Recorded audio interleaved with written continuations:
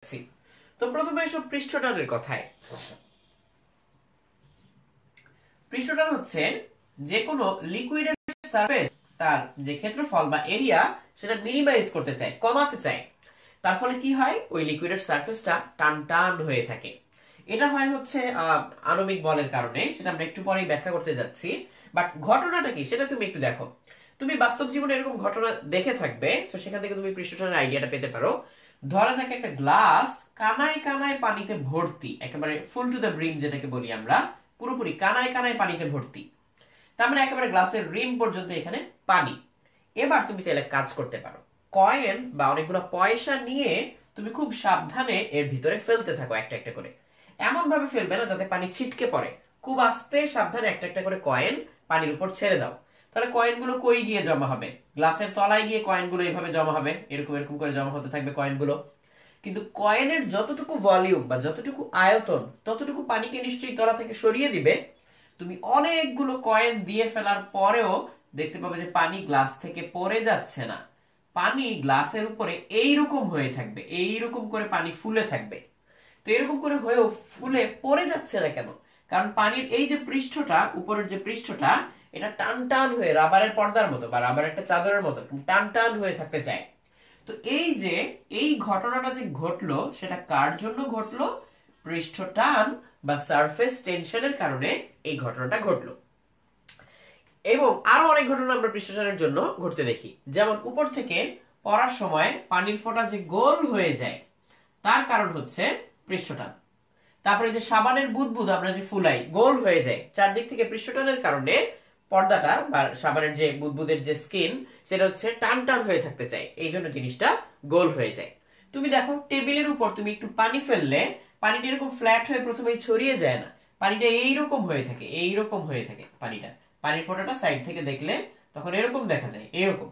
তাহলে এরকম হয়ে থাকে কেন? এটাও সেই পৃষ্ঠটানের জন্য। তাহলে তুমি অলরেডি এখন বুঝে ফেললে যে পৃষ্ঠটানের জন্য কি কি ধরনের ঘটনা ঘটতে পারে। তো আমরা এখন এই জিনিসগুলো নিয়ে আলোচনা করতে যাচ্ছি, যে পৃষ্ঠটানের মান কত, পৃষ্ঠ শক্তি, আরো যা আছে এই জিনিসগুলো নিয়ে। তো আমরা এখন পৃষ্ঠটান থেকে যে জিনিসগুলো করতে পারি। তো অলরেডি আমি দেখতে পাচ্ছি আরো অনেকে ক্লাসে এসে জয়েন করেছো। আমি দেখতে পাচ্ছি যে মেহেদি হাসান, তরিকুল ইসলাম, তারপর নিটোল, পাখি, জুয়েল সরকার, মাইনুল ইসলাম, ফাহিম, মিশেল, সাইদুল ইসলাম, বুলবুল, মিতুল, ফাহিম, আকাশ, ফিরোজ, তারপর আমি দেখতে পাচ্ছি তাজরিনা হক, তারপর জাফর খান ইকবাল, এরপর আমি দেখতে পাচ্ছি শফি আহমেদ হাসান, তারপর রাজ্জাক, সুমু, সবুজ, ওফেলিয়া, অনিক, হাসান, প্রান্ত, তারপর রিফা সিদ্দিকী, রাহুল আহমেদ, সবুজ, আকাশ, মিতুল, রাজ্জাক, অমি, মাইনুল ইসলাম, ফাহিম, নাকিব ইসলাম, রিফা ভুইয়া এবং সবশেষে আবারও মিতুল। তো তোমরা ক্লাসটাতে জয়েন করেছো, তোমাদেরকে অসংখ্য ধন্যবাদ। আমরা এবার পৃষ্ঠটান থেকে একটা টপিক নিয়ে কথা বলতে যাচ্ছি, সেটা হচ্ছে পৃষ্ঠ শক্তি। তো পৃষ্ঠটান থেকে পৃষ্ঠ শক্তি বা সারফেস এনার্জি এই জিনিসটা বলতে কি বোঝায়, ওই জিনিসটা আমি একটু ব্যাখ্যা করি। ধরা যাক তুমি সাবানের বুদবুদ দিয়ে একটা পর্দা তৈরি করলে, এরকম করে তার দিয়ে তৈরি একটা ফ্রেম তৈরি করলে, ফ্রেমের মধ্যে সাবানের বুদবুদ দিয়ে একটা পর্দা তৈরি করলে, এটা। তো আমরা যদি একটু প্রসারিত করতে চাই পর্দাটাকে, তাহলে প্রতি একক ক্ষেত্রফল প্রসারিত করার জন্য আমাকে যতটুকু কাজ করতে হবে সেটাই হচ্ছে পৃষ্ঠ শক্তি। তো পৃষ্ঠ শক্তির মান যেটা আসে, পৃষ্ঠ শক্তির মান যেটা আসে, সেই পৃষ্ঠ শক্তির মানটা কার সমান? পৃষ্ঠ টানের সমান। পৃষ্ঠ টানের সমান, পৃষ্ঠ শক্তির মানটা পৃষ্ঠ টানের সমান। তো সেটাকে আমরা টি দিয়ে প্রকাশ করতে পারি, পৃষ্ঠটানকে আমরা টি দিয়ে প্রকাশ করি। তো পৃষ্ঠ শক্তির মানটাও আমরা টি দিয়ে লিখতে পারি। তো পৃষ্ঠ শক্তিকে নরমালি এস দিয়ে প্রকাশ করে, সারফেস এনার্জি। তো আমরা পৃষ্ঠটান টি দিয়ে প্রকাশ করতে পারি। যেমন পানির পৃষ্ঠটান হচ্ছে 72 × 10⁻³ এটা কার জন্য? পানির জন্য। কার মান? টি এর মান। পৃষ্ঠটানের মান পানির জন্য 72 × 10⁻³ তো এই সূত্রটা জেনে, মানে এই তথ্যটা জেনে আমি কি করতে পারবো এখন? দেখো, এই তথ্যটা জেনে আমি যা করতে পারবো সেটা হচ্ছে, কোথাও যখন কোনো সারফেস এক্সপ্যান্ড হবে, অর্থাৎ কোনো পৃষ্ঠ যখন প্রসারিত হবে, তখন আমি আসলে হিসেব করে বের করতে পারবো যে ঠিক কতটুকু কাজ আমাকে করতে হবে। তাহলে দেখো আমি আগে একটা ফর্মুলা লিখে দিচ্ছি। W equals delta A into T, এই হচ্ছে আমার ফর্মুলা। তাহলে এখানে W কি? কৃত কাজ, কৃত কাজ বা ওয়ার্ক ডান। ডেল্টা এ কি? ক্ষেত্রফলের পরিবর্তন, ক্ষেত্রফল পরিবর্তন, ক্ষেত্রফল পরিবর্তন, বা তুমি বলতে পারো চেঞ্জ ইন এরিয়া। আর এই টিটা আসলে কি আসবে? পৃষ্ঠ শক্তি, পৃষ্ঠ শক্তি, পৃষ্ঠ শক্তি। তাহলে দেখো পৃষ্ঠ শক্তির পরিচয় কি ছিল? প্রতি একক ক্ষেত্রফল বৃদ্ধির জন্য যতটুকু কাজ করতে হয়, তাহলে তাকে আমরা মোট ক্ষেত্রফলের পরিবর্তন দিয়ে গুণ করলে পেয়ে যাচ্ছি মোট কৃত কাজ। এবার একটা উদাহরণ দেই তোমাদেরকে। ধরা যাক তুমি বেলুন ফুলাতে বসলে, ওই যে আমরা সাবানের বুদবুদ দিয়ে যে বেলুন ফুলাই ওরকম। তো তুমি পাইপ দিয়ে সাবানের বুদবুদ ফুলাচ্ছ এইরকম করে। তো এটা একটা সাবানের বিশাল বড় একটা বুদবুদ, তুমি এটা ফুলাচ্ছ। তো প্রথমে ধরা যাক এই বুদবুদটার এরিয়া ছিল হচ্ছে, এরিয়া না, আমরা রেডিয়াস বলি। এই বুদবুদটার রেডিয়াস আর আর প্রথমে ছিল হচ্ছে ধরা যাক 10 সেন্টিমিটার, এতটুকু ছিল। তুমি এখান থেকে ফুলিয়ে রেডিয়াস বানিয়ে দিলে 15 সেন্টিমিটার। তুমি ফু দিলে, ফু এর ফলে এটা ফুলে বড় হয়ে গেল। তাহলে 10 সেন্টিমিটার থেকে 15 সেন্টিমিটার হয়ে গেল। এখন তোমাকে বের করতে হবে যে এই যে তুমি ফুলালে তারপরে তোমাকে কতটুকু কাজ করতে হচ্ছে, কৃত কাজ কত সেটা বের করতে হবে।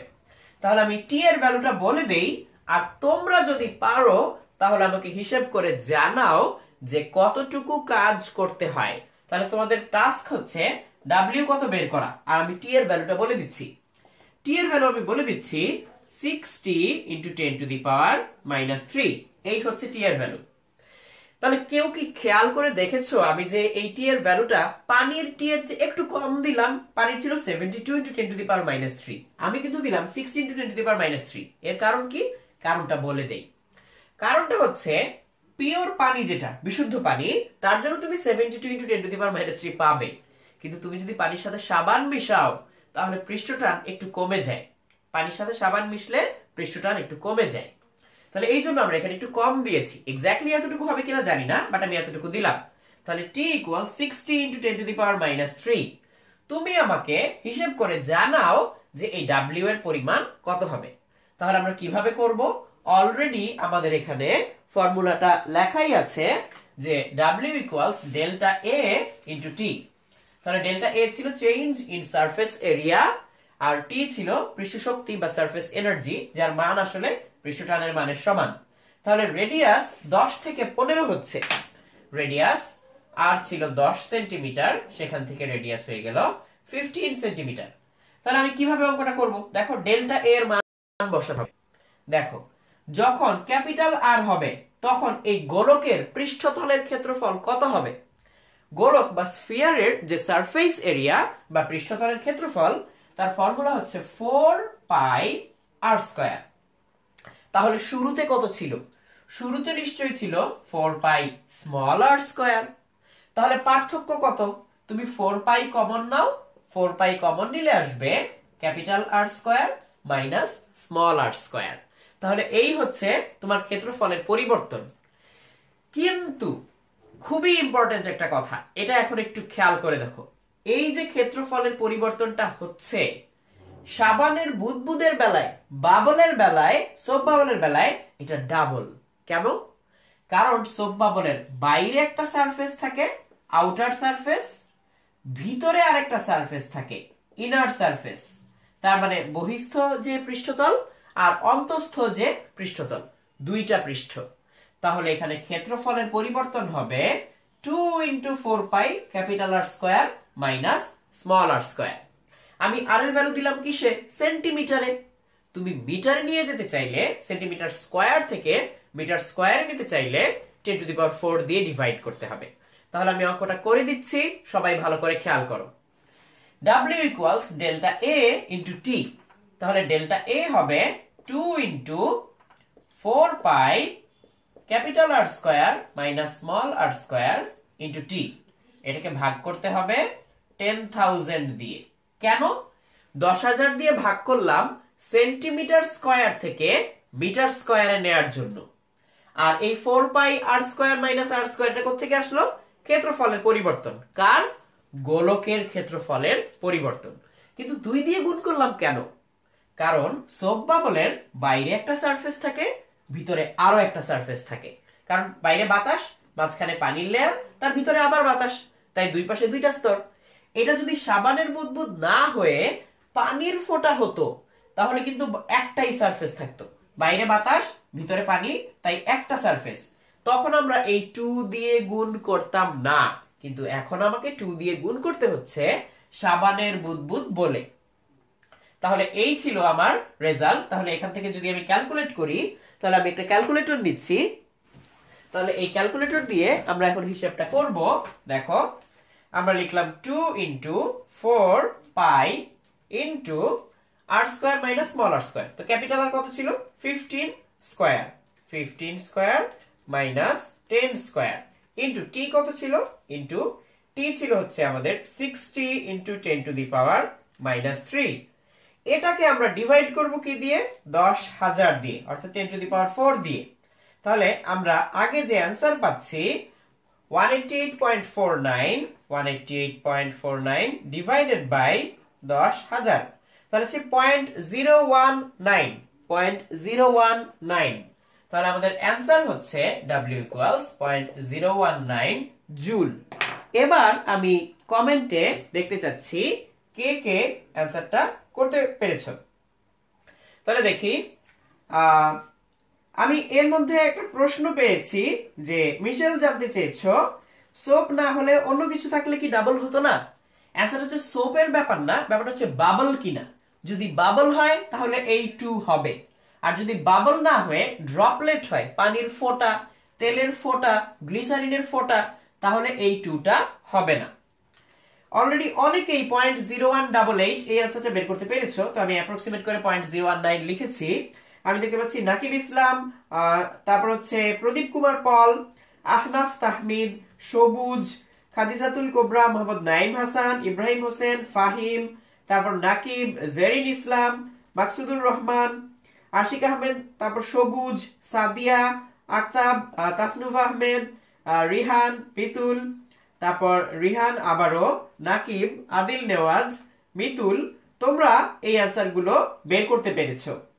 তো অলরেডি আরো কমেন্ট করেছো যারা যারা, তারা হচ্ছে সবুজ, মেসি জুনিয়র, সজীব রহমান, মোহাম্মদ আব্দুল গাফফার, নাকিব, তরিক, শোয়েব আহমেদ, আকাশ হালদার, আরাফাত রাব্বি, মেহেদি হাসান, অমি।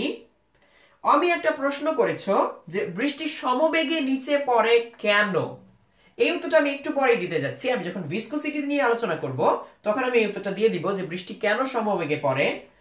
তারপর হচ্ছে প্রান্তের কারণে, প্রান্ত নিয়ে আমরা আলোচনা করব। আতিক শাহরিয়ার, তারপর সবুজ, রনি মোল্লা, রিফাত জামান, মেহেদি, নাকিব, সবুজ, গ্যালোয়া, অনিত, নাজমুল সাকিব। তুমি লিখেছো যে 10,000 দিয়ে ভাগ করলাম কেন? আমি এটা তো সেন্টিমিটার দিয়েছিলাম, এখানে সেন্টিমিটার স্কয়ার হয়, আমার মিটার স্কয়ারে নিয়ে যেতে হবে এসআই ইউনিটে, তাই আমি 10,000 দিয়ে ভাগ করেছি। এরপর দেখতে পাচ্ছি আরমান মালেক, এভলিন, তারপর তারিকুল ইসলাম, তামান্না, খাদিজাতুল কোবরা এবং নাকিব। তোমরা এই অ্যানসারটা দিতে পেরেছো। আর রেজাউদ্দিন ফাহিম জিজ্ঞেস করেছো যে বুদবুদের দুইটা সারফেস কেন হয়? বুদবুদের দুইটা সারফেস হয় কারণ হচ্ছে এই যে বাইরে বাতাস আর এই যে মাঝখানে বুদবুদটা, যে এটা একটা পানির পাতলা একটা লেয়ার থাকে, তাহলে বাইরে বাতাস থেকে পানি, এটা একটা সারফেস। আর বুদবুদের ভিতরে কি থাকে? তুমি যে ফু দিয়ে বাতাস ঢুকাচ্ছ, ভিতরেও তো বাতাস, তাহলে ভিতরে আবার বাতাস আর পানির মধ্যে আরেকটা সারফেস, তাই বুদবুদে দুইটা সারফেস থাকে। এইটা হচ্ছে তোমার অ্যানসার। তাহলে ফাহিম, আশা করি তোমার অ্যানসারটা পেয়েছো। মিথি, তারপর নাকিব, সবুজ এবং বাপ্পি চৌধুরী, বাপ্পি চৌধুরীকে ওয়েলকাম। তারপর আমরা দেখতে পাচ্ছি মিতুল অ্যানসার দিয়েছো। সো যারা যারা সঠিক উত্তর দিতে পেরেছো তাদের সবাইকে অভিনন্দন জানিয়ে আমরা এর পরের অংশটাতে, পরবর্তী অংশে চলে যাচ্ছি। তো আমরা এখান থেকে কি শিখলাম?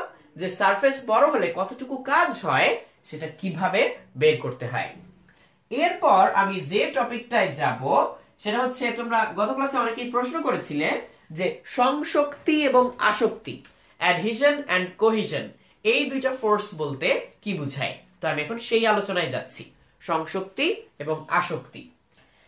দেখো, তুমি যখন একটা গ্লাসের মধ্যে পানি ঢালবে তখন কি হয়, পানিটা এইরকম করে থাকে। তুমি যদি খুব ভালো করে কাছ থেকে খেয়াল করো, পানি এরকম দুই প্রান্তে একটু উঁচু হয়ে থাকে, পানি গ্লাসের গা বেয়ে খানিকটা উঠে থাকে। এটা হয় হচ্ছে সংশক্তি আর আসক্তি বলের ক্রিয়ায়। কিভাবে? সংশক্তি, এই ফোর্সটা আমরা আগে লিখে নেই, সংশক্তি, আর একটা হচ্ছে আসক্তি। আসক্তি, তাহলে সংশক্তি আর আসক্তি, তাহলে এই যে এই দুইটা ফোর্স, একটা হচ্ছে সংশক্তি মানে হচ্ছে কোহেশন, কোহেশন, আর আসক্তি মানে হচ্ছে অ্যাডহেশন, অ্যাডহেশন। এই আসক্তি হচ্ছে ভিন্ন টাইপের মলিকুলের মধ্যে অ্যাট্রাকশন। তার মানে আসক্তি কার কার মধ্যে? পানি আর কাঁচ, এই দুইটার মধ্যে যে অ্যাট্রাকশন হবে সেটা হচ্ছে অ্যাডহেশন বা আসক্তি। আর পানির সাথে পানির যে আকর্ষণ হবে, পানি পানি পানি পানি যে আকর্ষণ হবে সেটা হচ্ছে কোহেশন। তার মানে সেম টাইপের মলিকিউল যদি হয় তাহলে তার মধ্যে কোহেশন বা সংশক্তি কাজ করে। আর যদি ডিফারেন্ট টাইপের মলিকিউল হয়, পানি কাঁচ কিংবা পানি প্লাস্টিক বা কাঁচ প্লাস্টিক, তাদের মধ্যে যে ফোর্সটা কাজ করে সেটা হচ্ছে অ্যাডহেশন বা আসক্তি। তাহলে আশা করি সংশক্তি আর আসক্তির পার্থক্যটা বুঝতে পেরেছো। এবার এখানে বলি যে গ্লাসে পানি ঢাললে কেন পানি উপরে উঠে আসে, একটু কোনা বেয়ে একটু উপরে উঠে আসে? কারণ পানির যে আকর্ষণ অর্থাৎ সংশক্তি বা কোহেশন, সেটার মান যতটুকু পানি আর গ্লাস অর্থাৎ পানি আর কাচের যে আকর্ষণ অর্থাৎ অ্যাডহেশন, তার চেয়ে একটু বেশি। তার মানে সংশক্তির চেয়ে আসক্তি বেশি হওয়ায় এই কোণা দিয়ে পানিটা একটু উপরে উঠে আসে, এই কোণা দিয়ে পানিটা একটু উপরে উঠে আসে। তাহলে এই যে পানিটা একটু উপরে উঠে আসলো, সেটা কেন? আসক্তির চেয়ে সংশক্তির চেয়ে আসক্তি বেশি হয়। আচ্ছা, এমন কি হওয়া পসিবল যে সংশক্তিই বরং বেশি, আসক্তি কম? হ্যাঁ, সেটাও হওয়া পসিবল। তখন হচ্ছে উপরে উঠে না এসে নিচে নেমে যায়। তাহলে তখন দেখতে কেমন হবে? তখন দেখতে হবে এমন, আমি এখানে এঁকে দেখাই। ধরা যাক কাচের গ্লাসে তুমি পারদ রাখলে, মার্কারি, তখন এমন হবে, এই যে এমন হবে, দুই কোণা নিচে নেমে যাচ্ছে। কেন? কারণ পারদ আর পারদের যে আকর্ষণ অর্থাৎ সংশক্তি বা কোহেশন সেটা বেশি, আর পারদ আর কাচের যে আকর্ষণ অর্থাৎ অ্যাডহেশন সেটা হচ্ছে কম, এই জন্য নিচে নেমে আসে। তাহলে এইবার খুবই ইম্পর্টেন্ট আরেকটা টপিক আমরা এর মধ্যে বলে ফেলি, সেটা হচ্ছে কন্ট্যাক্ট অ্যাঙ্গেল বা স্পর্শ কোণ। খুবই গুরুত্বপূর্ণ একটা বিষয়। অনেকে কন্ট্যাক্ট অ্যাঙ্গেল আইডেন্টিফাই করতে বা চিনতে অনেক সময় ভুল করো, তাই অবশ্যই এই ভিডিওটা শেয়ার করবে যাতে এই অংশটুকু কারো মিস না হয়ে যায়। তো এক্ষুনি তোমরা শেয়ার করো এবং শেয়ার করে আমাদেরকে জানিয়েও দিতে পারো যে তুমি শেয়ার করেছো। তো আমি এখন কন্ট্যাক্ট অ্যাঙ্গেল বা স্পর্শ কোণে যাচ্ছি। দেখো, এই যে এই পয়েন্টটাতে পানির সাথে গ্লাস সংস্পর্শে আসে বা গ্লাসের সাথে পানির স্পর্শ হচ্ছে। এই পয়েন্ট থেকে আমরা গ্লাসের ভিতরের দিকে অর্থাৎ লিকুইডের ভিতরের দিকে একটা অ্যাঙ্গেল আঁকবো এর স্পর্শক বা ট্যানজেন্ট বরাবর, স্পর্শক বা ট্যানজেন্ট বরাবর। তাহলে এই যে একটা অ্যাঙ্গেল পাচ্ছি না, থিটা, এটাই হচ্ছে পানি আর কাচের স্পর্শ কোণ, স্পর্শ কোণ বা কন্ট্যাক্ট অ্যাঙ্গেল। এবার পারদের বেলায় তাহলে কেমন হবে দেখো তো, এই যে এই পয়েন্টটাতে এই গ্লাস আর পারদ এই দুইটার সংস্পর্শ হয়, তাহলে এই পয়েন্ট থেকে যদি এই সারফেসের ট্যানজেন্ট বা স্পর্শক আঁকো, এদিকে যাবে না? আমরা এখন কোন অ্যাঙ্গেলটা নিব, বাইরেরটা না ভিতরেরটা? অবশ্যই অবশ্যই স্পর্শকোণ বের করার সময় তোমাকে ভিতরের অ্যাঙ্গেলটা নিতে হবে। তাহলে এই যে ভিতরের অ্যাঙ্গেলটা নিলাম, দেখো তাহলে এই দুইটার মধ্যে পার্থক্য কোথায়? পার্থক্য হচ্ছে এখানে কোনটা বেশি ছিল, এখানে আসক্তি বেশি ছিল, সংশক্তি কম। ফলে এই যে অ্যাঙ্গেলটা স্পর্শকোণ, এটা সূক্ষ্ম কোণ, স্পর্শকোণটা একটা সূক্ষ্ম কোণ বা অ্যাকিউট অ্যাঙ্গেল তৈরি হচ্ছে। স্পর্শকোণটা এখানে সূক্ষ্ম কোণ বা অ্যাকিউট অ্যাঙ্গেল তৈরি হচ্ছে। আর এইখানে যেখানে সংশক্তি বরং বেশি, আসক্তি কম, সেখানে এই স্পর্শকোণটা একটা স্থূল কোণ তৈরি হচ্ছে বা অবটিউজ অ্যাঙ্গেল তৈরি হচ্ছে। তাহলে এই মাত্র তোমরা যেটা জেনে গেলে, এটা অবজেক্টিভে আসতেই পারে, খুবই গুরুত্বপূর্ণ প্রশ্ন, যে সংশক্তির চেয়ে আসক্তি যদি বেশি হয় তাহলে স্পর্শকোণ হয় সূক্ষ্মকোণ বা অ্যাকিউট অ্যাঙ্গেল। তার মানে যখন অ্যাডহেশনটা কোহেশনের চেয়ে বেশি তখন অ্যাকিউট অ্যাঙ্গেল হয়, আর যখন সংশক্তি আসক্তির চেয়ে বেশি তখন হচ্ছে এই আমাদের যে স্পর্শকোণ সেটা স্থূলকোণ হয়। অর্থাৎ কোহেশন যখন অ্যাডহেশনের চেয়ে বেশি তখন অ্যাঙ্গেলটা অবটিউজ অ্যাঙ্গেল হয়। তো অলরেডি আমরা এই স্পর্শকোণ ব্যাপারটা একটু ক্লিয়ার করার চেষ্টা করলাম। সরি। তো অলরেডি আমি দেখতে পাচ্ছি অনেকেই তোমরা এই কথাগুলো কমেন্টে লিখে ফেলেছো। আশিক আহমেদ নাকিব জিজ্ঞেস করেছো যে আসক্তি মানে আসঞ্জন কিনা। হ্যাঁ। মোহাম্মদ নাইম হাসান একটা গুরুত্বপূর্ণ কথা বলেছে এখানে, যে সংশক্তি আর আসক্তি যদি একেবারে সমান সমান হয় তখন স্পর্শকোণটা কত হবে। অ্যান্সারটা হচ্ছে তুমি ঠিকই লিখেছো, যে যদি সংশক্তি আর আসক্তি সমান সমান হয় একদম ফ্ল্যাট থাকবে, অর্থাৎ কন্টাক্ট অ্যাঙ্গেল বা স্পর্শকোণ হবে 90 ডিগ্রি। এরপর আমি দেখতে পাচ্ছি সজিবুর রহমান, মিতুল, তারপর তরিক, তারপর তারিকুল ইসলাম, নাফিস ইকবাল, শোয়েব আহমেদ, তারপর সারা ফাহিম নিহিন, সবুজ, তারপর সজিবুর রহমান, মিজান রহমান, মেহেদি হাসান, নাইম হাসান, তরিকুল ইসলাম, সজীব, তরিক, আকাশ হালদার, রাজ, মিতুল, সবুজ, তারপর আবু তায়েব, সজীব, অমি, তারপর সালমান সাকিব, সিয়াম, তারপর তন্ময় সরকার, জিয়ন করেছো এবং সাকিব। তো তোমাদের সবার প্রশ্ন, তোমাদের সবার কমেন্টগুলো আমি পড়লাম। সালমান সাকিব লাস্টে লিখেছিলেন যে 0 ডিগ্রি হবে কন্টাক্ট অ্যাঙ্গেল। না, 0 ডিগ্রি কন্টাক্ট অ্যাঙ্গেল হবে না। 0 ডিগ্রি কন্টাক্ট অ্যাঙ্গেল কখন হবে বলে দেই, যখন তরলের সংশক্তি অর্থাৎ কোহেশনের চেয়ে অ্যাডহেশনটা, অর্থাৎ তরলের সাথে যে পাত্রের দেয়ালের যে আকর্ষণ, ওই অ্যাডহেশনটা অনেক অনেক যখন বেশি হবে, সংশক্তির চেয়ে আসক্তি যখন অনেক বেশি হবে, একমাত্র সেক্ষেত্রে এই অ্যাঙ্গেলটা, কন্টাক্ট অ্যাঙ্গেলটা 0 ডিগ্রি হবে। তাহলে কেউ কি বলতে পারবে, এই প্রশ্নের উত্তর দাও, কেউ বলতে পারবে কিনা যে কন্টাক্ট অ্যাঙ্গেল কোন ক্ষেত্রে 180 ডিগ্রি হওয়া পসিবল, মানে যদি হয় আর কি, কন্টাক্ট অ্যাঙ্গেল 180 ডিগ্রি হওয়া পসিবল কিনা, বা হলে কি করতে হবে।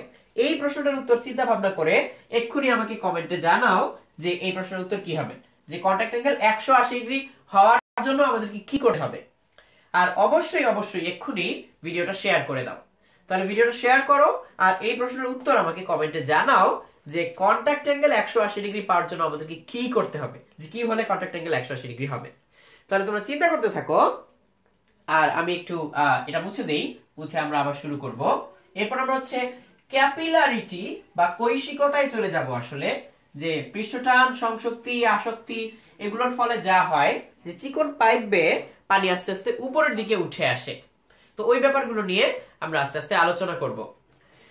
তো দেখি কে তোমরা লিখেছো অ্যানসারটা। প্রদীপ কুমার পল, তুমি জিজ্ঞেস করেছো যে 90 ডিগ্রি কখন হয়। আমরা অলরেডি অ্যানসার দিয়েছি যে সংশক্তি আর আসক্তি যখন সমান তখন 90 ডিগ্রি হয়। এরপর ফাহিম, নাইম হাসান, মোহাম্মদ ইস্তিয়াক জিজ্ঞেস করেছো, আমাদেরকে জানিয়েছো যে কখন 180 ডিগ্রি হবে। ইস্তিয়াকের উত্তরটাও আসলে সঠিক, যে আসক্তি না থাকলে, কথা খুবই সত্যি, আসক্তি যদি নাই থাকে তাহলে সংশক্তি যাই হবে তার জন্যই আসলে অ্যাঙ্গেলটা হবে হচ্ছে 180 ডিগ্রি। আর আহনাফ তাহমিদ জানিয়েছো যে যদি কোহেসিভ ফোর্স হচ্ছে সংশক্তি বল, সেটা যদি অ্যাডহেসিভ ফোর্স বা আসক্তি বলের চেয়ে অনেক বেশি হয়, অনেক অনেক বেশি, তখন 180 ডিগ্রি হবে। হ্যাঁ, সঠিক উত্তর। এছাড়া রাজ, মেসি ভক্ত, জিয়ন, নাইম হাসান, তারপর এভলিন, রেজাউদ্দিন, ফাহিম, সবুজ, নাকিব, মিশেল, অমি, তারপর তাম্মি, সাদ, সাকিব, মিথি, মোহাম্মদ ইশতিয়াক হক, মিশেল, সৌরভ পল, আকাশ হালদার, নিশান, তারপর মুমতাসিম, মিতুল, ইফতি, মেহেদি হাসান। মেহেদি হাসান জানতে চাইছে বাস্তবে আসলেই সম্ভব কিনা। তো নরমালি আসলে 180 ডিগ্রি আমরা পাই না, যদি এমন হয় যে দুইটা বলের পার্থক্য অনেক বেশি, অনেক অনেক বেশি, তখন আমরা আসলে পেতে পারি। তারপর রায়হান চৌধুরী, তারপর তানভীর হোসেন অমি, তারপর শোয়েব আহমেদ। শোয়েব আহমেদ লিখেছে 180 ডিগ্রি হবে সংশক্তি না থাকলে, না, আসক্তি না থাকলে 180 ডিগ্রি হবে। তারপর ফাহিম, তারপর মোহাম্মদ হোসেন, আব্দুল গাফফার এবং সবুজ এবং রায়হান চৌধুরী তোমরা কমেন্ট করেছো। অসংখ্য ধন্যবাদ তোমাদের সঠিক উত্তরটা বের করে ফেলার জন্য। তো এরপর আমরা যে টপিকটাতে যাচ্ছি সেটা হচ্ছে কৈশিকতা। কৈশিকতা বা ক্যাপিলারিটি, এই ব্যাপারটা আগে একটু বলে নিই। একটু আগে আমরা যে দেখলাম গ্লাসের দুই পাশে পানিটা একটু উঠে আসে, আবার গ্লাসে পারদ দিলে পানির বদলে সে আবার একটু নেমে আসে, এই ঘটনাটা যদি আমরা একটা চিকন পাইপে ঘটাই তখন কি হবে দেখো। এই দেখো কি হবে। এই হচ্ছে আমার একটা গ্লাস, এখানে এই কোণা একটু উঠে থাকবে, এই কোণা একটু উঠে থাকবে, এর মধ্যে পানি। এখানে যদি আমি একটা চিকন পাইপ ডুবাই, বেশ চিকন, আমি এখানে ইচ্ছে করে মোটা করে আঁকলাম যাতে ক্যামেরায় দেখা যায়, বাট আসলে এই পাইপটা অনেক চিকন। তাহলে এই পাইপের ভিতরে পানি কই যাবে? গ্লাসের মধ্যে যেই লেভেল পর্যন্ত পানি থাকবে, পাইপের ভিতরে কিন্তু ওই লেভেল পর্যন্ত পানি থাকবে না। পাইপটা যদি কাচের হয় তাহলে পানি বেশ খানিকটা দূর পর্যন্ত উঠে আসবে, পানি এরকম করে খানিকটা উঠে আসবে। এই যে উঠে আসলো, এই উচ্চতাটা মনে করো এইচ, এইচ উচ্চতা পর্যন্ত উঠে আসলো।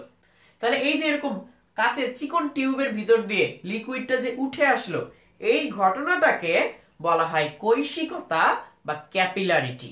তাহলে ক্যাপিলারিটি বা কৈশিকতা কি জিনিস সেটা জানলাম, তো এটা কি কাজ, কোথায় কাজে লাগে? তোমরা জানো যে গাছ যখন মাটি থেকে রস উত্তোলন করে তখন বেশ কিছু জিনিস কাজ করে। গাছের শিকড় কই থাকে? মাটির নিচে ঢুকে যায়। আর গাছের উপরে কি থাকে? ডালপালা থাকে, সেখানে কি থাকে? অনেক পাতা থাকে, এরকম অনেক পাতা থাকে। সেই পাতার একটা জিনিস তোমরা জানো যে পত্ররন্ধ্র থাকে, অর্থাৎ পাতার নিচে অনেকগুলো ছিদ্র থাকে, এরকম ছোট ছোট ছিদ্র থাকে পাতার নিচে, সেখান থেকে বাষ্প বের হয়ে যায়, যার ফলে উপর থেকে একটা টান সৃষ্টি হয়, সেই টানের কারণে পানি উঠে আসে। আরো একটা কারণে কিছুটা পানি উঠে আসে, সেটা হচ্ছে এই ক্যাপিলারিটি বা কৈশিকতা। কারণ গাছের ভিতরে সেলগুলোর মধ্যে, এই যেরকম ফাইবার গুলার মধ্যে যে চিকন চিকন ছোট ছোট জায়গা থাকে, সেগুলাই পাইপের মতো কাজ করে, সেখান দিয়ে ক্যাপিলারিটির কারণে পানি উঠে আসে। আরেকটা কি কারণে পানি উঠে আসে? ওই যে পাতা দিয়ে যে বাষ্প বের হয়ে যায়, তাহলে উপর একটা খালি জায়গা তৈরি হয়, টান তৈরি হয়, তার কারণে পানি উঠে আসে। এই দুইটা কারণে এরকম গাছের ভিতর দিয়ে রসগুলো উঠতে পারে। তো তোমরা যদি রস উত্তোলন কিংবা অ্যাসেন্ট অফ স্যাপ এই টপিকটা পড়ে ফেলো, তাহলে বুঝে ফেলবে যে কিভাবে এই জিনিসগুলো কাজে লাগিয়ে গাছ পানি উপরের দিকে উঠায়। কারণ গাছ তো আমাদের মতো গ্লাসে করে পানি উঠাতে পারবে না, তাই না? তো গাছের তো কিছু একটা করা লাগবে, তো গাছ এইভাবে পানি উঠায়। তো আমরা কৈশিকতার একটা বাস্তব উদাহরণ দেখে ফেললাম যে কিভাবে এই জিনিসটা হয়। আরো একটা উদাহরণ চাইলে তোমাকে আমি দিতে পারি, সেটা হচ্ছে তুমি এক কাজ করো, একটা গ্লাস নাও, সেই গ্লাসের মধ্যে একটা টিস্যু পেপারের এক কোণা ডুবাও, একটা টিস্যু পেপারের এক কোণা ডুবাও এইভাবে। কিছুক্ষণ পর তুমি দেখবে যে গ্লাসের পানি এই পুরো টিস্যু পেপারটাকে ভিজিয়ে ফেলবে। তুমি কিন্তু পুরোটা ডুবাওনি, তুমি এক কোণা ডুবালেই আস্তে আস্তে পানি এর গা বেয়ে উপরে উঠে আসবে। কেন? কৈশিকতা, ক্যাপিলারিটি। কেন? কারণ এই যে টিস্যু পেপারের মধ্যে মধ্যে মধ্যে মধ্যে এরকম ছোট ছোট ছোট ছোট অসংখ্য এরকম ফাঁকা জায়গা থাকে, যেগুলো এই চিকন পাইপটার মতো কাজ করে, তো তার জন্য আস্তে আস্তে আস্তে আস্তে পানিটা উপরে উঠে যায়। তাহলে পুরো টিস্যু পেপারটাকে গ্লাসে না ডুবালেও, একটুখানি ডুবালেও পুরোটাই প্রায় আস্তে আস্তে ভিজে যাবে। তাহলে তোমরা জেনে গেলে বাস্তবে কোথায় কৈশিকতা কাজে লাগে। এবারে আমাদের উদ্দেশ্য হচ্ছে যে পানিটা কতটুকু উঠে আসে সেটা আমরা বের করতে চাই। তো আমরা বের করতে চাই যে এই গ্লাসের টিউবের ভিতর দিয়ে পানি কতটুকু উঠে আসবে। তাহলে এই জিনিসটা জানার জন্য আমাদের আগে থেকে কিছু জিনিস জানা লাগবে। যেমন এই যে আমরা টিউবটা ইউজ করলাম, তার রেডিয়াস কত এটা জানা লাগবে। তাহলে রেডিয়াস একটা ইস্যু। তারপর আর কি জানা লাগবে? জানা লাগবে এই যে তরল, তার যে ঘনত্ব রো, ঘনত্ব রো বা ডেনসিটি, আমাদের এই রো বা ডেনসিটি জানা লাগবে। আর কি জানা লাগবে? পানি যে উপরে উঠবে তাকে বাধা দিবে কে? বাধা দিবে হচ্ছে গ্র্যাভিটেশনাল এক্সিলারেশন জি। সো জি এর মান আমাদের জানা লাগবে। এগুলো জানলে তখন আমি বলতে পারবো যে কতটুকু পানি উঠবে। এবং সবচেয়ে ইম্পর্টেন্ট ব্যাপার আরেকটা কি জিনিস? আরেকটা জিনিস হচ্ছে পৃষ্ঠটান টি। এক এক লিকুইডের এক এক রকম পৃষ্ঠটান থাকে। তাহলে আমরা যে ফর্মুলাটা পাবো সেই ফর্মুলাটা হচ্ছে T equals R H plus R by 3 rho G divided by twice cos theta. আমি এবার এই সূত্রের প্রত্যেকটা রাশির আলাদা আলাদা করে পরিচয় দিচ্ছি। দেখো এখানে টি কি? টি হচ্ছে পৃষ্ঠটান বা সারফেস টেনশন। পানির বেলায় যেটা বলেছিল 72 × 10⁻³ থিটা কি জিনিস? একটু আগেই আমরা বললাম, থিটা হচ্ছে স্পর্শ কোণ বা কন্টাক্ট অ্যাঙ্গেল। জি তো আমরা জানি অভিকর্ষজ ত্বরণ। রো আমরা জানি ডেনসিটি, ঘনত্ব। আর আমরা জানি চিকন পাইপের ব্যাসার্ধ। তারপর এইচ হচ্ছে পানি এই বাইরের সারফেস থেকে ভিতরে কতটুকু উঠে থাকে। আমরা যদি এই জায়গাটা একটু বড় করে আঁকি, এই যেরকম বড় করে, যে বাইরে পানি ছিল এইখানে পর্যন্ত, ভিতরে পানিটা থাকে এইটুকু পর্যন্ত, তাহলে এইচ আমি কতটুকু নিব, এই যে এই পানির এই লেয়ার থেকে শুরু করে পানির বাইরের লেয়ার পর্যন্ত যে ডিসটেন্সটা, সেটাই হচ্ছে এইচ। তাহলে এই হচ্ছে আমার পানি, এইরকম এইরকম। তাহলে এই হচ্ছে যে নিচের তল থেকে, অর্থাৎ নিচের তল থেকে নিচ পর্যন্ত এই পর্যন্ত যে ডিসটেন্সটা, সেটা হচ্ছে আমাদের এইচ। তাহলে এইচ আমরা জেনে গেলাম যে এইচ হচ্ছে এইটা। তাহলে সবগুলো রাশির আমরা পরিচয় জানি। এখন আমরা কি সবসময় এত বড় সূত্র ইউজ করব? না, আমরা সবসময় এত বড় সূত্র ইউজ করব না। আমরা সূত্রটাকে আরো ছোট করে নিব। কিভাবে? বেশিরভাগ ক্ষেত্রে এইচ এর তুলনায় আর অনেক ছোট হয়। যদি অনেক ছোট হয় তাহলে r/3 আমরা এখানে বাদ দিতে পারি। বাদ দিয়ে দিলাম, তাহলে উপরে কি থাকলো? RH রোজি। নিচে আসো, পানির বেলায় থিটা হচ্ছে অলমোস্ট 2 ডিগ্রির কাছাকাছি, অনেক ছোট। বলতো cos 0 এর ভ্যালু কত? cos 0 এর ভ্যালু হচ্ছে 1। তাহলে cos 2 এর ভ্যালু 2 ডিগ্রি, এর ভ্যালু 1 এর খুব কাছাকাছি আসে। যেহেতু 1 এর খুব কাছাকাছি আসে, তাই পানির জন্য আমরা এটা বাদ দিতে পারি। অর্থাৎ পানি আর কাঁচ যদি বলা হয়, পানি আর কাঁচের নল, তাহলে এই cos থিটাটাও বাদ দেয়া যায়। তখন সূত্রটা অনেক সিম্পল হয়ে এইরকম ছোট হয়ে যায়, T equals RH rho g divided by 2। তাহলে তোমরা বুঝেই গেলে যে H হচ্ছে কতটুকু পানি উপরে উঠে, T হচ্ছে পৃষ্ঠটান, R হচ্ছে ব্যাসার্ধ, রো হচ্ছে ঘনত্ব, G হচ্ছে অভিকর্ষজ ত্বরণ, আর 2 হচ্ছে একটা কনস্ট্যান্ট। তাহলে আমি এই পর্যন্ত বললাম। তাহলে এবার আমি দেখি আর কে কে কমেন্ট করেছো এবং কি কি জানতে চেয়েছো। আমি দেখতে পাচ্ছি ইফতি কমেন্ট করেছো, তাহমিদ হাসান ফারাবি, তারপর করেছো সিয়াম, তারপর রায়হান চৌধুরী। সিয়াম একটা জিনিস বলেছো যে হাইড্রোফিলিক পদার্থের কথা বলেছো। হ্যাঁ, হাইড্রোফিলিক, হাইড্রোফোবিক, এরকম দুই রকম আমরা পাবো। হাইড্রোফিলিক যারা, তারা হচ্ছে পানিকে তীব্রভাবে আকর্ষণ করতে পারে, অর্থাৎ পানিকে টেনে নিতে পারে। আর হাইড্রোফোবিক যারা, তারা আসলে পানিকে মোটেই ধরতে ছুতে চায় না, পানিকে আকর্ষণ করতে চায় না, পানিকে ধরা যায় বিকর্ষণ করতে চায়, এরকম। সো হাইড্রোফিলিক আর হাইড্রোফোবিক দিয়ে তুমি চাইলে স্পর্শকণ ব্যাখ্যা করতে পারো।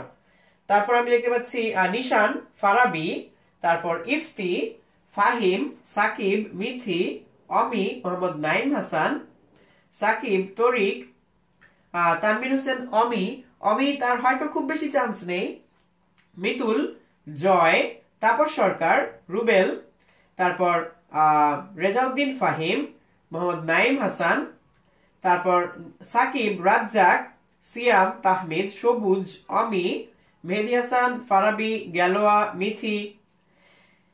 এর মধ্যে মুজাহিদুল ইসলাম একটা প্রশ্ন করেছো যে পারদের ক্ষেত্রে কি cos থিটার মান লাগবে? হ্যাঁ, পারদের ক্ষেত্রে cos থিটার মানটা লাগবে। পানির বেলা আমি বাদ দিতে পারলাম কেন? কারণ cos থিটার ভ্যালুটা 1 এর খুব কাছাকাছি ছিল, তাই আমি পানির বেলায় সেটাকে বাদ দিতে পারলাম। এমনিতে কিন্তু বাদ দিতে পারবো না, অন্যান্য জিনিসগুলোর জন্য আমাকে থিটার মানটা বসাতে হবে। তারপর সজীব, ধীমান দাস পিয়াল, তারপর আমি দেখতে পাচ্ছি জিয়ন লিখেছো যে রিয়াজউদ্দিন ফাহিম। হ্যাঁ, রিয়াজউদ্দিন ফাহিম, ধন্যবাদ। জিয়ন, তুমি প্রশ্ন করেছো যে যদি থিটা এর মানটা দেয়া থাকে, যদি থিটার মান দেয়া থাকে তুমি অবশ্যই ব্যবহার করতে পারো, কোনো সমস্যা নেই তাতে। তারপর আইজুল হক, ধন্যবাদ। তারপর আব্দুল আহাদ, নিশান, সবুজ, আবির, সাকিব, রিয়াজ, হ্যাঁ অবশ্যই।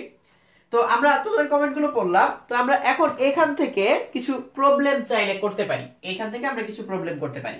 তাহলে আমরা পানি আর কাঁচ নিচ্ছি যাতে আমাদের এই সূত্রটা ঠিক থাকে। তাহলে আমাকে এখন বলতে হবে যে আমরা যদি এই মানগুলো দিয়ে দেই, t ইকুয়ালস দিয়ে দিলাম 72 × 10⁻³ রেডিয়াস দিয়ে দিলাম 1 মিলিমিটার, তারপর তোমার রো দিয়ে দিলাম পানির জন্য 1000 কেজি পার মিটার কিউব। এটা সবাই জানো, পানির জন্য ঘনত্ব হচ্ছে 1000 কেজি পার মিটার কিউব। তো আমরা কি কি দিয়ে দিলাম? টি আর রো। জি এর মান অবশ্যই তোমরা জানো 9.8। আমাকে বের করে দেখাও এইচ এর ভ্যালু কত হবে। এইচ কত হবে। তাহলে আমি যে প্রশ্নটা করলাম সেটা হচ্ছে 1 মিলিমিটার ব্যাসার্ধের কোন একটা নলকে তুমি যদি কাচের নলকে তুমি যদি পানিতে ডুবাও তাহলে নল বেয়ে কত উচ্চতা পর্যন্ত পানি উঠে আসবে সেটা তোমাকে বের করতে হবে। তার জন্য প্রয়োজনীয় যা যা ইনফরমেশন সেটা পুরোটাই এখানে দেয়া আছে, তুমি শুধু এগুলো বসিয়ে বের করে নিবে। তাহলে আমাদের উদ্দেশ্য হচ্ছে এইচ বের করা। তো চলো আমরা এইচ বের করি। তো এখানে এইচ ডান পাশে, আমি এইচ কে বাম পাশে নিয়ে আসলাম। তাহলে হবে twice T divided by R rho G. আমি এই মানগুলো বসালেই এইচ এর মানটা পেয়ে যাব। আমার মনে হয় অলরেডি তোমরা অনেকেই ক্যালকুলেটর নিয়ে বসেছিলে, সো অলরেডি এর অ্যানসারটা বের করে ফেলেছো। তাও আমি বের করি এবং তোমাদের সাথে মিলিয়ে নেই অ্যানসারটা। তাহলে twice T divided by R rho G. তাহলে টুয়াইস টি তার মানে 2 into 72 into 10 to the power -3, এটা হচ্ছে আমাদের twice T divided by R rho G. Rho কত? 1000। তাহলে অ্যানসারটা আমরা পেলাম। জি কত? 9.8, সেটাও আমরা বের করে ফেললাম। এবার আর দিয়ে ভাগ করতে হবে। 1 মিলিমিটার ছিল না?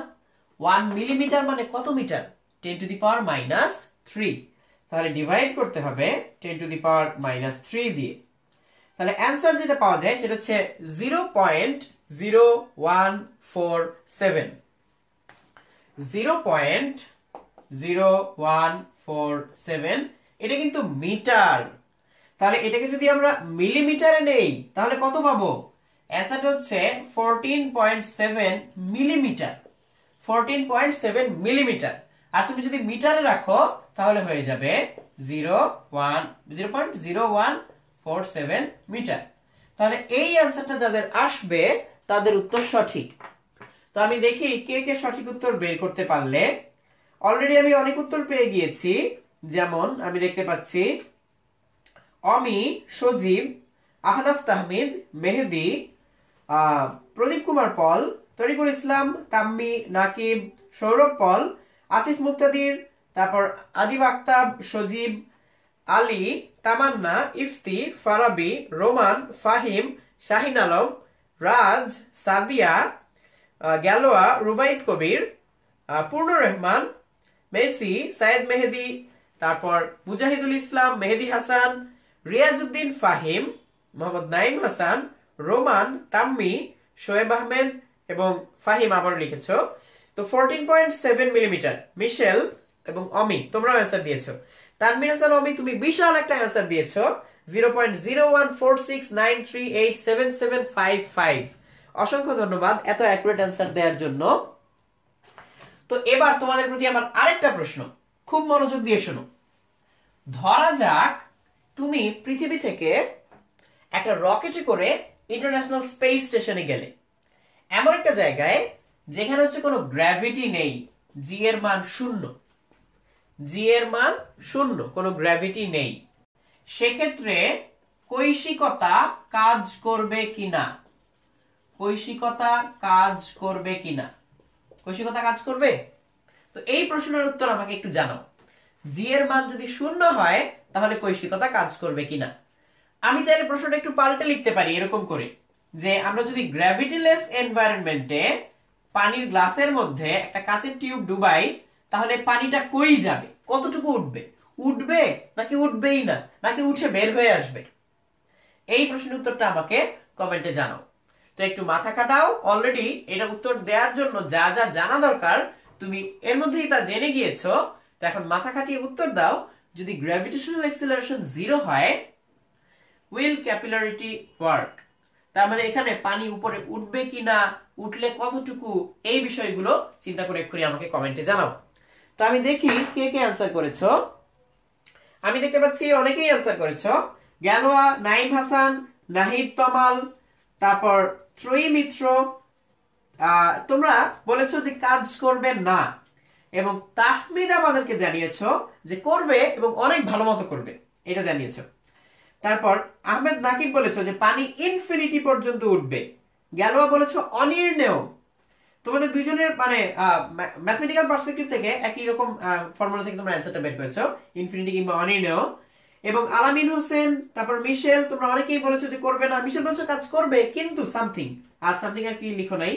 তারপর সজিবুর রহমান, সজীব, তাহমিদ, তারপর নাহিদ রহমান তমাল পুরোটাই শূন্য হবে তাই উঠবে না, তোমরা এরকম করে লিখেছো।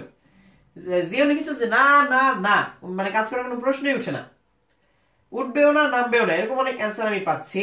এবার আমি উত্তরটা বলে দেই। দেখো উত্তরটা হচ্ছে ক্যাপিলারিটি কাজ করবে। কেন কাজ করবে? কারণ ক্যাপিলারিটি তো জি এর উপর ডিপেন্ড করে না, কৈশিকতা ডিপেন্ড করে হচ্ছে সংশক্তি আর আসক্তির উপর। সংশক্তি আর আসক্তি এখানে অনুপস্থিত না, তার মানে অবশ্যই কৈশিকতা কাজ করবে। কিন্তু পানি কতটুকু উঠবে দেখো, পানিটা যে উপরের দিকে উঠতো সেটাকে একটু পরে থামিয়ে দিতে হচ্ছে জি এর মান, কিন্তু জি তো নেই, তাই পানিকে থামানোর কেউ নেই। উপর থেকে কে টানে? এই কাচের দেয়াল, এই কাচের দেয়াল পানিটাকে উপর থেকে উপরের দিকে টান দেয়, তাহলে পানি উপরে উঠতে থাকে। যেহেতু জি নেই, তার মানে কি এই যে কাচের দেয়াল থেকে বের হয়ে আসবে? না, বের হবে না, কারণ পানিটা যখন উঠতে উঠতে উঠতে উঠতে এই জায়গায় চলে আসবে, এর উপরে তো কেউ নেই টেনে তোলার মতো। এর উপরে যেহেতু টেনে তোলার মতো কেউ নেই, পানিটা কাচের মুখে এসে, কাচের নলের মুখে এসে আটকে যাবে। তো অ্যান্সারটা হচ্ছে কৈশিকতা কাজ করবে, পানি উঠবে কিন্তু অসীম পর্যন্ত না, বা পাইপ থেকে বেরও হয়ে আসবে না, উঠে মুখের কাছাকাছি এসে থেমে যাবে বা কোনো মতে মুখ পর্যন্ত পৌঁছাবে, এইটুকু পর্যন্ত আসবে। তো এটাই হচ্ছে উত্তরটা। তো অলরেডি অনেকে অ্যান্সার করেছে এরপরে যে কাজ করবে, হবে, হ্যাঁ। আকর্ষণের জন্য সবুজ লিখেছো যে হ্যাঁ হবে, আব্দুর রাজ্জাক লিখেছো হবে, এবং রিয়াজউদ্দিন ফাহিম লিখেছো যে কাচের মাথা পর্যন্ত যাবে। খুবই সত্যি কথা, সঠিক উত্তর। এছাড়া ফারাবি, রুবায়েত কবির, অমি, শোয়েব আহমেদ, আহনাফ তাহমিদ আর তাহমিদ, তুমি এইচ ইকুয়ালস ইনফিনিটি হয় লিখেছো, কিন্তু সেটা কখন? যখন ওই ইকুয়েশনটা মেনে চলবে।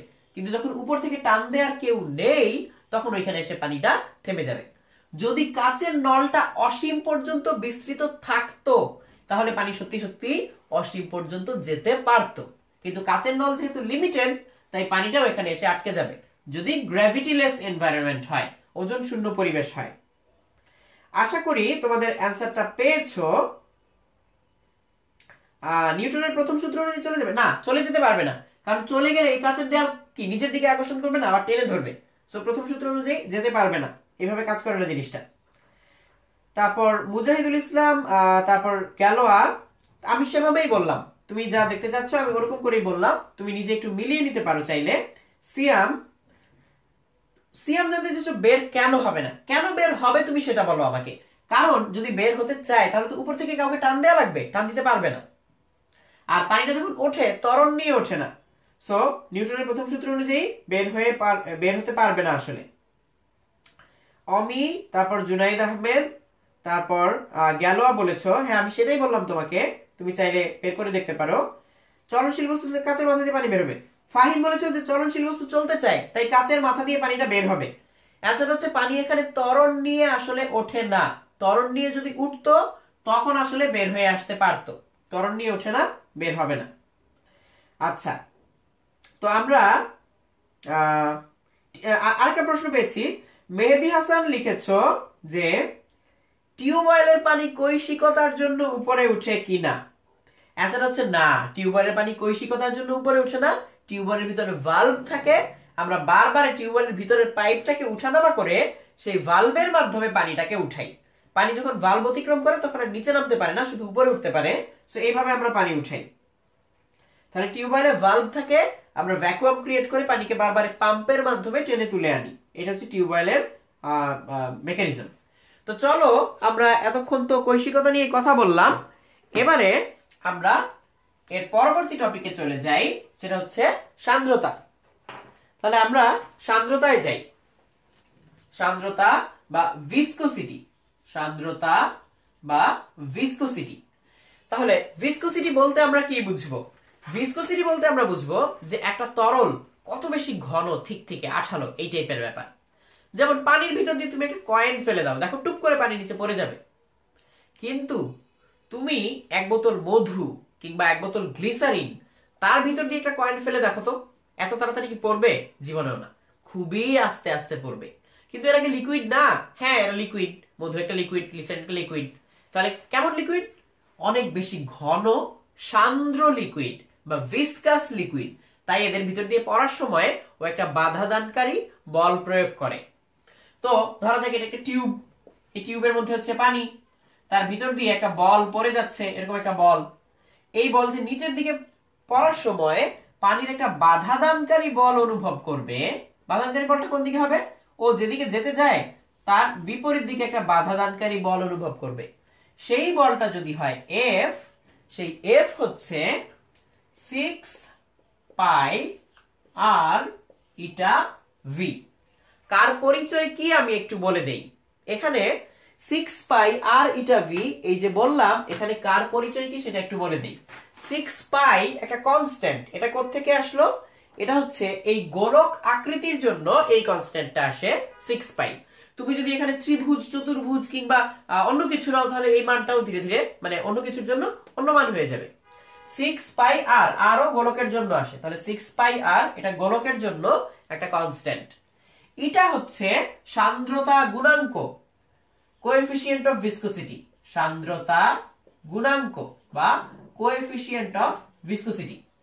তো যার সান্দ্রতা গুণাঙ্ক যত বেশি তার ভিতর দিয়ে যাওয়ার সময় তত বেশি বল প্রয়োগ করবে, বাধা দানকারী বল প্রয়োগ করবে, তাহলে বস্তু আরো আস্তে আস্তে পড়বে।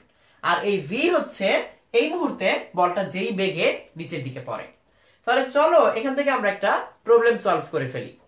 ধরা যাক এই যে বলটার রেডিয়াস হচ্ছে 10 সেন্টিমিটার, আর এর যে ইটা ভিসকাস কোএফিসিয়েন্ট, ভিসকোসিটি কোএফিসিয়েন্ট, সেটা হচ্ছে 8.9 10 টু দি পাওয়ার -4 ধরলাম।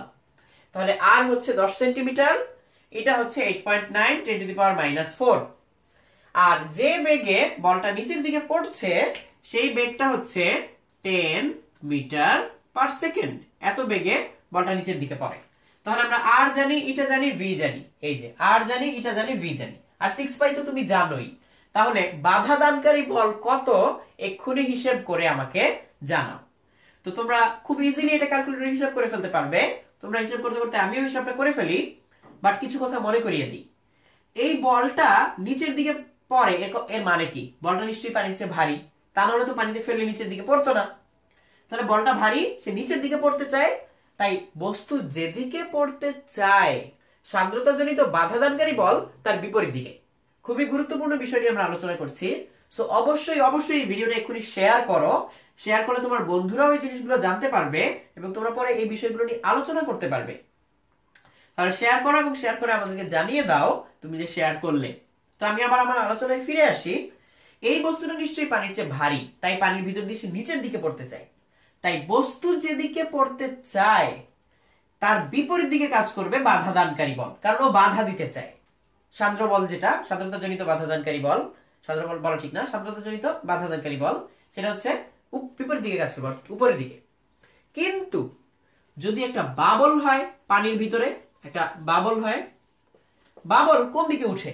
বাবল তো হালকা পানির চেয়ে, বাবল নিশ্চয়ই উপরের দিকে উঠে, তাহলে ওর ভি কোন দিকে? উপরের দিকে।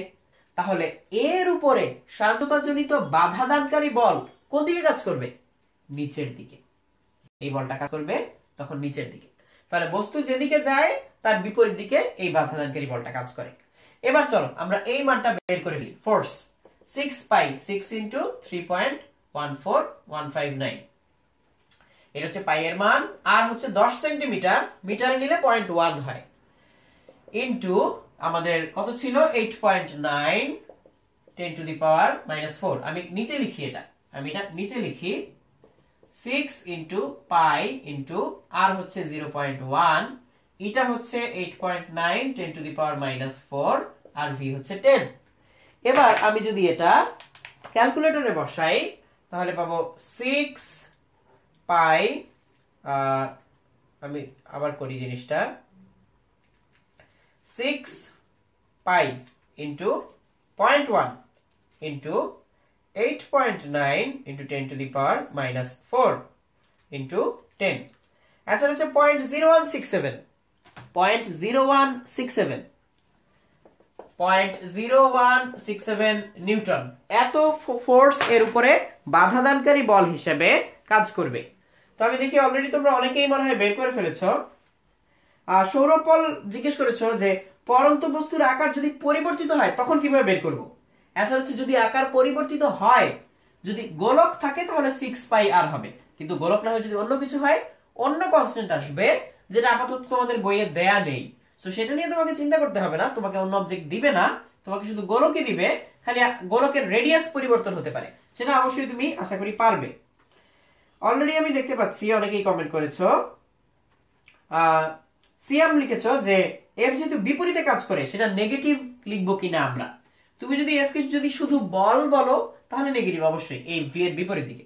আর যদি বাধা দানকারী বল বলো তাহলে বুঝাই যাচ্ছে যে গতির বিপরীত দিকে বাধা দিচ্ছে, তখন আর নেগেটিভ দেওয়ার দরকার নেই আসলে। আচ্ছা, তরিক জানতে চেয়েছো যে সুই পানিতে ডোবে না কেন। একটা সুইকে খাড়া করে পানিতে ডোবাও ঠিকই পানিতে ডুবে যাবে, কিন্তু সুইকে এরকম শুইয়ে যদি তুমি পানির উপর ছেড়ে দাও খুব সাবধানে, তখন আসলে সান্দ্রতার কারণে না, পৃষ্ঠটানের কারণে সে ডুবে যেতে পারে না। অ্যান্সার হচ্ছে পৃষ্ঠটান।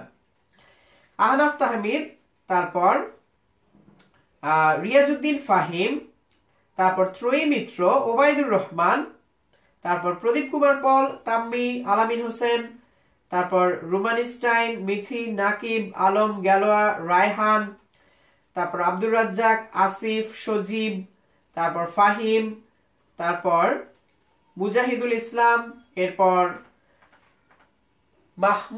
মাহমুদা হোসেন, মিশেল, হাবিবা, মেহেদি হাসান, সজীব, রুবায়েত কবির, সাদিয়া, ফাহিম, তুষার, হাবিবুর রহমান, তারপর মিশেল, তারপর আবার ফিরোজ, নাফিস ইকবাল, শোয়েব আহমেদ।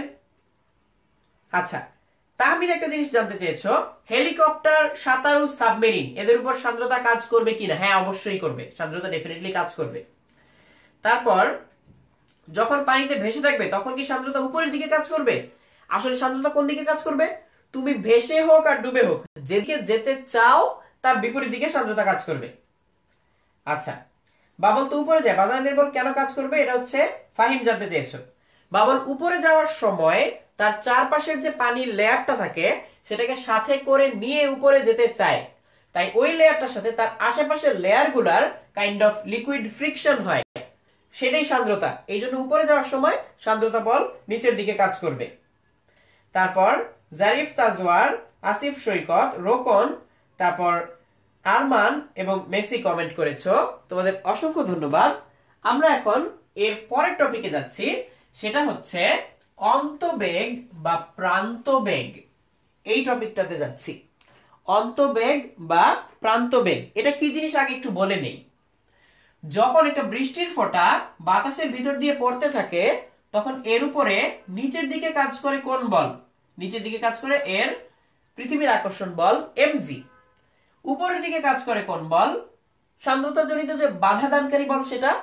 আর উপরের দিকে আরেকটা বল কাজ করে, সেটা হচ্ছে প্লবতা বল।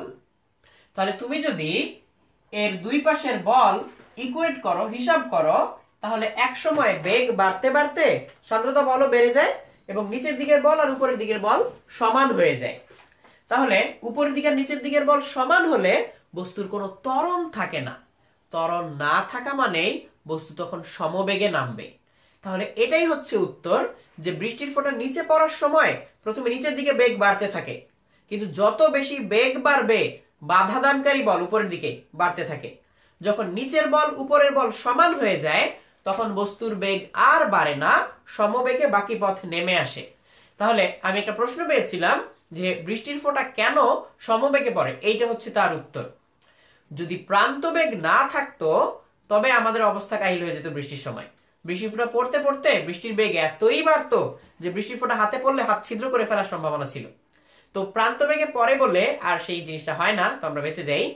তো আমরা এখন প্রান্তবেগের যদি সমীকরণটা লিখি, প্রান্তবেগের সমীকরণ হচ্ছে v equals 2/9 এটা, এরপর r square g into rho s minus rho l। পরিচয়গুলো কি কি? এটা হচ্ছে প্রান্তবেগ। আর কি জিনিস?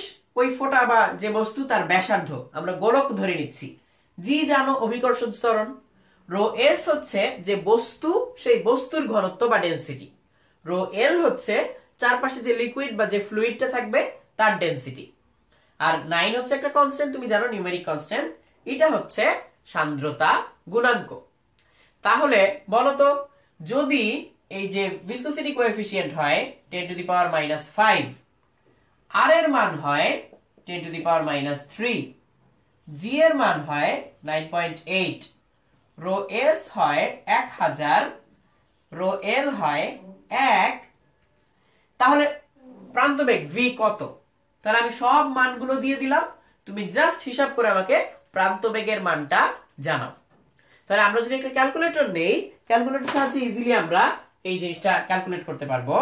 তো আমি লিখব 2 into 10 to the power -3 into 10 to the power -3, এই যে রেডিয়াস, ইনটু 9.8 ইনটু 1000 থেকে 1 বিয়োগ করলে হয় 999, এটা আসবে। তাকে আমরা ডিভাইড করব 9 এটা দিয়ে 10 টু দি পাওয়ার -5, তাহলে ভাগ করলে আসবে 217.5, 217.5 মিটার পার সেকেন্ড। তার মানে এই ঘনত্বের মাধ্যমের ভিতর দিয়ে এই ঘনত্বের বস্তুর 1 মিলিমিটার ব্যাসার্ধের একটা পিণ্ড কত বেগে পড়বে? প্রান্তবেগ 217.5 মিটার পার সেকেন্ড, অনেক বেগ, এত বেগে পড়বে। তাহলে এইভাবে চাইলে তুমি প্রান্তবেগ বা অন্তবেগ বের করতে পারো। লাস্টে একটা কথা বলে দেই, দেখো প্রান্তবেগ কিন্তু আর স্কয়ারের সমানুপাতিক, অর্থাৎ v proportional to r square. তার মানে রেডিয়াস ডাবল হয়ে গেলে বেগ কিন্তু ডাবল হবে না, 4 গুণ হবে। তাহলে একটু খেয়াল করে দেখো, বৃষ্টির ফোঁটা হয় ছোট ছোট, কিন্তু শিলাবৃষ্টির সময় বরফ পড়ে বৃষ্টির ফোঁটার চেয়ে বড় বড়। তাহলে এটার চেয়ে রেডিয়াস কয়েক গুণ, ধরা যাক এটার চেয়ে এটার রেডিয়াস 3 গুণ, 3 গুণ বড়। রেডিয়াস যদি 3 গুণ বড় হয়, তাহলে শিলাবৃষ্টির যে শিলা পড়ে বরফের টুকরা, তার বেগ হবে 9 গুণ বেশি, 9 গুণ বেশি বৃষ্টির ফোঁটার চেয়ে। এই জন্য শিলাবৃষ্টির সময় সাবধানে থাকা উচিত, কারণ বরফের টুকরা প্রচন্ড জোরে এসে পড়তে পারে। এবং শেষ যেবার শিলাবৃষ্টি হয়েছিল তখন দেখেছিলাম যে শিলাবৃষ্টির আঘাতে জানালার কাঁচ ভেঙে যাচ্ছে, গাড়ির কাঁচ ভেঙে যাচ্ছে, গাছের পাতা পড়ে ডাল ভেঙে যাচ্ছে, এরকম অবস্থা। সো শিলাবৃষ্টির সময় আসলেই সাবধান থাকা উচিত, কারণ বৃষ্টির যে প্রান্তবেগ, এই বরফের প্রান্তবেগ তার চেয়ে অনেক অনেক বেশি থাকে। তো আশা করি তোমরা এই জিনিসটা বুঝতে পেরেছো। তো আমি দেখি কে কে অ্যান্সারটা করতে পেরেছিলে। ফাহিম, অনামিকা, হাবিবা, সৈকত, জয়, সাদিয়া, আকাশ, গ্যালোয়া, তারপর মুজাহিদুল ইসলাম, অমি, তোমরা অ্যান্সারটা ঠিকমতো বের করতে পেরেছিলে 217.5। তারপর রোমানিসটা লিখেছে হ্যাঁ শিলাবৃষ্টি বলে মাথা ফুটা হয়ে যেতে পারে, সত্যিই ফুটা হয়ে যেতে পারে যদি অনেক বেশি হয়। এবং ফাহিম জানিয়েছে যে শিলাবৃষ্টি যে খারাপ আজকে তুমি বুঝলে। শোয়েব আহমেদ, মেসি, তারপর মাহমুদ হাসান, আবির, রিয়াজউদ্দিন, ফাহিম, অমি, তোমাদের সবাইকে অসংখ্য ধন্যবাদ। তোমরা ক্লাসটা শেষ হওয়ার আগে অর্থাৎ চলে যাওয়ার আগে অবশ্যই অবশ্যই ক্লাসটা শেয়ার করে যাবে, যাতে বাকিরাও এই ক্লাসগুলো দেখতে পায়।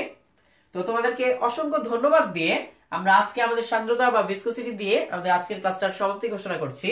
এরপর আমরা আবার অন্য টপিক নিয়ে ফিরে আসবো তোমাদের সামনে। ততদিন পর্যন্ত সবাই ভালো থেকো, সুস্থ থেকো।